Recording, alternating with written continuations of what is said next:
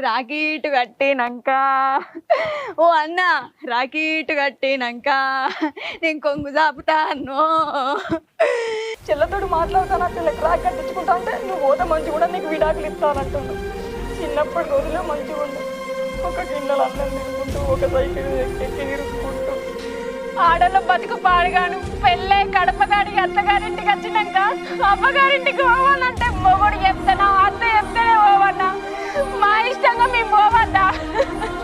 ఏ అదంతా కాదే, నువ్వు ఆయన ఇంట్లో అడుగు పెట్టేది లేదు, ఈ రాకెట్ల పండుగ ఓడి లేదు, ఇంట్లో ఉన్నాడు చక్క. రేపు రాఖీ పండుగ కదా, నా అన్నకు రాఖీ కడదామా అని వచ్చిన. నా అత్తను నా మొగుడు ఇంటికి వెళ్ళడానికి దొంగతనం కడితే ఏంది వాళ్ళ ఇక్కడికి వస్తే నువ్వు నా అన్నకు రాగిడి కడతా అని ఇప్పుడు ఇంట్లోకి వచ్చినావు అనుకో, నేను ఇప్పుడే నా అవ్వగారి ఇంటికి పోతా, నీ అన్నకు విడాకులు ఇస్తా. నీ అన్న నన్ను విడగొట్టిన దానివి నువ్వే అవుతావు.